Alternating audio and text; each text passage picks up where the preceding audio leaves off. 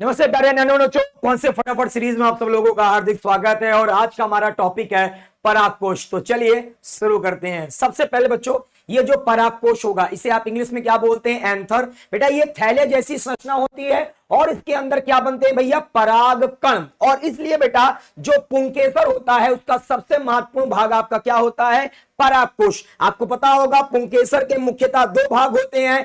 थैले जैसा जो भाग होगा उसे आप एंथर मतलब परागकोश बोलते हैं, और धागे जैसी जो संरचना होती है उसे आप पुतंतु मतलब फिलामेंट बोलते हैं। और परागकणों का निर्माण कहां होता है? एंथर मतलब परागकोश में। तो इसलिए पुंकेसर का सबसे महत्वपूर्ण भाग बेटा आपका एंथर मतलब परागकोश। एंथर मतलब परागकोश होगा। बच्चों परागकोश को अगर आप देखो, अगर आपको इसमें एक पाली दिखाई देती है तो ऐसे परागकोश को आप एक कोष्ठकी परागकोश या मोनोथिकस एंथर बोलते हैं, जो कि आपका गुड़हल में पाया जाता है। लेकिन यहां देखो परागकोश में दो पालियां दिख रही हैं, तो दो पालियों वाला जो आपका परागकोश होता है उसे आप द्विकोष्ठकी परागकोश या डाइथिकस एंथर बोलते हो। और ये आपको बेटा सरसों के पादपों में दिख जाएगा। फिर हम बात करें, अगर आप एक पाली वाले परागकोश को काटो, तो एक पाली वाले परागकोश को काटो तो आपको देखो बेटा इसमें दो चैम्बर्स दिखाई दे रहे हैं। जल्दी बताओ, फटाफट दिखाई दे रहे हैं ना? यस, एक कोष्ठकी ये परागकोश है। क्यों सर? क्योंकि इसमें एक पाली है। ठीक है, तो चाहे बोलो बेटा ये एक पाली वाले परागकोश को काटे या एक कोष्ठकी वाले है ना परागकोश को आप काटो, तो इसमें आपको दो चैम्बर्स दिखाई देंगे। यस, तो प्यारे बच्चे ध्यान रखना, प्रत्येक पाली को अगर आप काटो, ठीक है, तो उसमें आपको दो चैम्बर्स दिखाई देंगे। लेकिन यहां पास देखो आपको दो पालियां दिख रही हैं और हर पाली को काटने पर दो चैम्बर्स मिलेंगे, है ना, दो कोष्ठ मिलेंगे। तो यहां पास देखो क्योंकि दो पालियां हैं, ठीक है, एक पाली ये हो गई, एक पाली ये हो गई, तो प्रत्येक पाली को काटने पर बेटा दो आपके चैम्बर्स। तो यहां पास देखो इस वाली पाली को काटा दो चैम्बर्स, इस वाली पाली को काटा आपको फिर से दो चैम्बर्स। मतलब यहां पास कुल कितने मिलेंगे बेटा? एक दो तीन चार चैम्बर्स। ध्यान रखना, तो एक कोष्ठकी परागकोश को काटने पर आपको दो चैम्बर्स मिलेंगे। लेकिन जब आप द्विकोष्ठकी परागकोश को काटोगे, बोलो तो डाइथिकस एंथर को काटोगे, तो इसमें आपको चार बेटा चैम्बर्स मिलते हैं। सर इन चैम्बर्स का कुछ विशेष नाम होता है? यस। तो अगर मैं बात करूं बेटा एक कोष्ठकी परागकोश को काटने के बाद आपको ये जो दो चैम्बर दिखाई देंगे बच्चों, इसे हम बायो की भाषा में सूक्ष्म बीजाणु धानियां या लघु बीजाणु धानियां या परागधानियां बोल सकते हैं। तो प्यारे बच्चे ये जो मोनोथिकस एंथर है, बोलो तो सर एक कोष्ठकी परागकोश है, इसमें आपको दो सूक्ष्म बीजाणु धानियां मिलेंगी। ठीक है, एक कोष्ठकी परागकोश मोनोथिकस एंथर में कितनी सूक्ष्म बीजाणु धानियां? सर दो होंगी। लेकिन सर डाइथिकस एंथर में यहां पास तो दो पालियां होती हैं और हर पाली को काटने के बाद हमें दो मिल रही हैं। तो इसको काटा दो मिला, इसको भी काटा दो मिला, मतलब डाइथिकस एंथर द्विकोष्ठकी परागकोश में आपको चार सूक्ष्म बीजाणु धानियां मिलती हैं। प्यारा क्वेश्चन है, नीट में आ सकता है। अब सुनो बच्चों, तो अगर हम बात करें सर ये जो परागकोश में पाली होती है इसे आप थीका भी बोल सकते हैं। तो बेटा अगर प्रत्येक पाली या लोब या थीका बोलो बेटा, इसमें आपको दो प्रकोष्ठ मिलते हैं। कितने बेटा? दो प्रकोष्ठ, मतलब दो चैम्बर मिल रहे हैं। तो मोनोथिकस एंथर बोले तो बेटा एक कोष्ठ की परागकोश में कितनी पाली होती है? एक। आपने डायग्राम में देखा था, एक पाली वाले परागकोश को क्या बोलते हैं भैया? मोनोथिकस एंथर, एक कोष्ठ की परागकोश। और प्रत्येक पाली को काटने पर आपको दो प्रकोष्ठ, यस, मतलब दो चैम्बर्स मिलते हैं और इन्हें हम लोग क्या बोलते हैं? सूक्ष्म बीजाणु धानियां। तो चाहे आप बोलो बेटा, ठीक है, मोनोथिकस एंथर में कितनी सूक्ष्म बीजाणु धानियां? दो। सूक्ष्म बीजाणु धानियां का एक और नाम भैया लघु बीजाणु धानियां। ठीक है, इसी का एक और नाम बेटा पराग धानियां। परागकण वगैरह बेटा बनेंगे ना, यस। तो बेटा ध्यान रखना, यस, एक कोष्ठ की परागकोश मोनोथिकस एंथर में कितनी सूक्ष्म बीजाणु धानियां पाई जाएंगी। ठीक है, और बेटा इस तरह आप देख सकते हो दो मिल रही है ना, तो 22 बेटा ये। ठीक है, अब बात करते हैं डाइथिकस एंथर। तो यहां पास आपको बेटा दो पालियां दिख रही थी, यस, और प्रत्येक पाली को काटने पर आपको दो प्रकोष्ठ मिलता है। तो बेटा दो पालियां हैं तो कितने हो जाएंगे? चार प्रकोष्ठ। और इसे आप लोग क्या बोल सकते हैं? चार सूक्ष्म बीजाणु धानियां या चार लघु बीजाणु धानियां या चार पराग धानियां, मतलब ये टेट्रास्पोरेंजिएट है। तो डाइथिकस एंथर में चार सूक्ष्म बीजाणु धानियां होती हैं। प्यारा क्वेश्चन है, ध्यान रखना। अब सुनो, परागकोश की अगर आप अनुप्रस्थ काटो तो आपको क्या दिखेगा भैया? आपको जो है ये प्रकोष्ठ या चैम्बर है ना, या बोले तो सर सूक्ष्म बीजाणु धानियां या पराग धानियां बेटा, ये लगभग आपको गोलाकार दिखाई देती है। ठीक है, ये देखो प्यारा सा आप लोगों के लिए तड़कता भड़कता बेटा डायग्राम देखो। अगर मैं परागकोश की बेटा अनुप्रस्थ काटूं, ठीक है, परागकोश है उसकी मैंने बेटा ऐसे अनुप्रस्थ काट दिया। ठीक है, अब अनुप्रस्थ काटने के बाद देखो अनुप्रस्थ काट फटा है ना सर, ऐसे काटते बेटा, ऐसे ऐसे। ठीक है, तो परागकोश की ये अनुप्रस्थ काट है। यस, परागकोश के सबसे बाहर की तरफ देखो आपको क्या मिलेगी, एपिडर्मिस मतलब बाह्य त्वचा। इसके नीचे क्या मिलती है, अंतः स्तर मतलब एंडोथीसियम। इसके नीचे मिलेगी मध्य स्तर मतलब मिडिल लेयर, और इसके भी नीचे आपको क्या मिल रही है, टैपिटम। और बेटा देखो अंदर की तरफ आपको बीजाणु जनन ऊतक स्पोरोजिनस टिश्यू मिलते हैं। बच्चों एक प्यारा सा क्वेश्चन आता है, ठीक है ना, इसके सीक्वेंस से सबसे बाहर मेरे साथ बोलो एपिडर्मिस, उसके नीचे एंडोथीसियम, उसके नीचे मिडिल लेयर, उसके नीचे टैपिटम, और भैया सबसे अंदर की तरफ क्या है, बीजाणु जनन ऊतक स्पोरोजिनस टिश्यू। अब प्यारे बच्चों सबसे पहले बात करेंगे ना, सबसे बाहर की तरफ आपको क्या मिल रहा था, बाह्य त्वचा मतलब एपिडर्मिस। तो भाई परागकोश की सबसे बाहरी परत क्या होती है, एपिडर्मिस। ठीक है, एक कोश की स्तर है, यहां पास केवल बेटा एक ही स्तर मिलेगा, एक ही इसकी लेयर पाई जाएगी। ठीक है, और ये करेगी क्या बेटा, बाह्य त्वचा मतलब एपिडर्मिस। तो ये परागकोश को सुरक्षा प्रदान करेगी। ठीक है, ध्यान रखना, जो परागकोश है उसको सुरक्षा कौन प्रदान करता है, एपिडर्मिस। बच्चों अगला हमारा होता है एंडोथीसियम।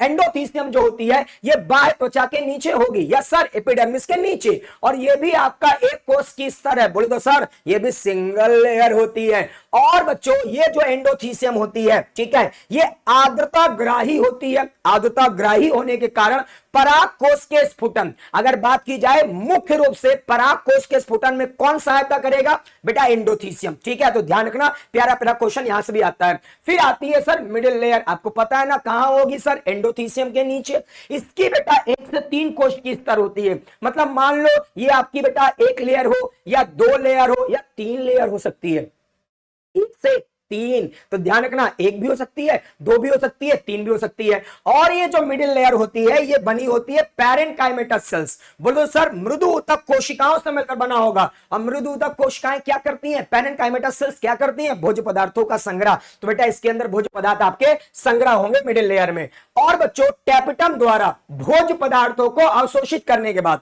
जो टैपिटम होती है वो मिडिल लेयर से भोज्य पदार्थों को अवशोषित कर लेती है। ध्यान रखना, टैपिटम जो होती है वो मिडिल लेयर से भोज्य पदार्थ को अवशोषित कर लेती है। इस वजह से जो मध्य स्तर है, बोले तो मिडिल लेयर है, वो नष्ट हो जाती है, और आपकी जो मिडिल लेयर होती है वो अल्पजीवी बेटा इसी कारण से होती है। ठीक है, फिर बात करते हैं सर टैपिटम। टैपिटम कहां थी सर, मिडिल लेयर्स के नीचे। देखा था ना, मिडिल लेयर्स के नीचे क्या थी, टैपिटम थी। सिंगल लेयर थी बेटा, डायग्राम में देखना आप लोग। ठीक है, या सिंगल लेयर बेटा, सिंगल लेयर इसकी भी होती है। ठीक है, बोले तो एक कोश की स्तर बेटा शुरुआत में द्विगुणित होगी बेटा जो टैपिटम की कोशिका है, परंतु बाद में बेटा ये आपकी बहुगुणित एवं बहुकेंद्र की मल्टी न्यूक्लिएटेड बेटा होती है। ठीक है, और टैपिटम जो है क्या करेगी, तो टैपिटम जो होती है वो मध्य स्तर से भोज्य पदार्थों को अवशोषित करेगी। ठीक है, वो जो मिडिल लेयर में भोज्य पदार्थ संग्रह होंगे, ठीक है, आपको पता है ना मिडिल लेयर में भोज्य पदार्थ बेटा आपके इकट्ठा होंगे, संग्रह होंगे, तो उस भोज्य पदार्थ को मिडिल लेयर से कौन अवशोषित कर लेता है, टैपिटम। ठीक है, अतः लघु बीजाणु मात्र कोशिकाओं और जो आपके लघु बीजाणु वगैरह होते हैं उसको पोषण प्रदान करने में भी कौन सहायता करती है, बेटा टैपिटम। ये बहुत इंपॉर्टेंट पॉइंट है बेटा, जहां से क्वेश्चन आते ही आते हैं। ठीक है, और टैपिटम से कौन सा एंजाइम आपका निकलता है, कैलेज एंजाइम, है ना। ध्यान रखना, टैपिटम से एंजाइम भी निकलता है, और उस एंजाइम का हमारा नाम क्या भैया, कैलेज एंजाइम। आगे सुनो बेटा, नाम आता है बीजाणु जनन ऊतक, आपने भी डायग्राम में देखा भी था। ठीक है, स्पोरोजिनस टिश्यू। ये आपका जो ऊतक है भैया किसका बना होगा, कोशिकाओं से। कोई भी ऊतक है वो कोशिकाओं से मिलकर बना होगा। तो या लघु बीजाणु मात्र कोशिकाओं, या आप इसी कोशिकाओं को बोल सकते हो सूक्ष्म बीजाणु मात्र कोशिकाओं। तो ये बीजाणु जनन ऊतक बेटा लघु बीजाणु मात्र कोशिकाओं या सूक्ष्म बीजाणु मात्र कोशिकाओं से मिलकर बना होगा। और ये जो कोशिका है लघु बीजाणु मात्र कोशिका, या आप इसी को बोलो सूक्ष्म बीजाणु मात्र कोशिका, इंग्लिश में क्या बोलोगे, microspore mother cell, short form में एमएमसी, इसमें होता है अर्धसूत्री विभाजन और इसी अर्धसूत्री विभाजन के फलस्वरूप लघु बीजाणुओं का निर्माण होता है, माइक्रोस्पोर का निर्माण होता है। तो ध्यान रखना बीजाणु जनन ऊतक जो है यह बना होगा लघु बीजाणु मात्र कोशिकाओं या सूक्ष्म बीजाणु मात्र कोशिकाओं से और इनमें अर्धसूत्री विभाजन होगा और क्या बनेगा बेटा, लघु बीजाणु माइक्रोस्पोर। ध्यान रखना। फिर बच्चों एक प्यारा सा टॉपिक जो है आपके एग्जाम में पूछा ही पूछा जाता है, लघु बीजाणु जनन या सूक्ष्म बीजाणु जनन क्या होता है, माइक्रोस्पोरोजेनेसिस क्या है। तो देखो बेटा अभी आपने सुना था कि सर जो लघु बीजाणु मात्र कोशिका है उसी को आप बोल सकते हो सूक्ष्म बीजाणु मात्र कोशिका भी।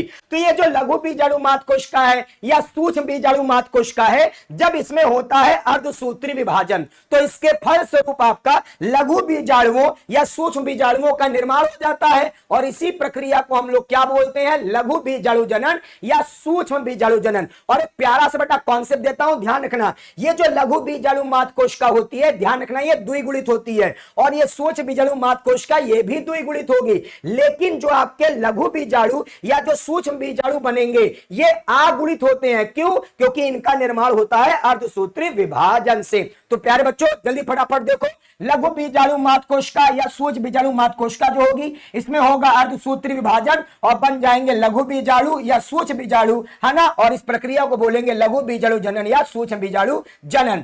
अब एक प्यारा प्यारा इंपॉर्टेंट पॉइंट मैं बता चुका हूं कि ये जो कोशिकाएं होंगी बेटा, लघु बीजाणु मात्र कोशिका या सूक्ष्म बीजाणु मात्र कोशिका या पराग मात्र कोशिका भी बोल दिया जाए, इंग्लिश से बोलेंगे पॉलन मदर सेल। बेटा ये आपकी द्विगुणित मतलब डिप्लॉयड होती है और आपके जो लघु बीजाणु या सूक्ष्म बीजाणु या परागकण बोलो बेटा, ये क्या होते हैं, हैप्लॉइड मतलब आगुणित होते हैं। ठीक है। अब एक प्यारा सा ट्रिक वाला क्वेश्चन है जो कि आपके एग्जाम में पूछ सकता है। देखो अगर आपसे प्रश्न में क्या दिया हो, मतलब आपके प्रश्न में लघु बीजाणुओं की संख्या दी हो, ठीक है, ध्यान सुनना। अगर प्रश्न में लघु बीजाणुओं की संख्या दी हो और आपसे लघु बीजाणु मात्र कोशिकाओं की संख्या पूछा जाए तो बेटा लघु बीजाणुओं की संख्या जितनी भी दी हो अगर उसमें 4 से भाग कर दोगे तो आ जाएगा लघु बीजाणु मात्र कोशिकाओं की संख्या। ठीक है। इसी तरह बेटा अगर प्रश्न में लघु बीजाणु मात्र कोशिकाओं की संख्या दिया है और आपसे पूछेगा लघु बीजाणुओं की संख्या, तो अगर लघु बीजाणु मात्र कोशिकाओं की संख्या दिया है तो अगर आप इसमें 4 से गुणा कर दोगे तो आपका साफ साफ बेटा आंसर आ जाएगा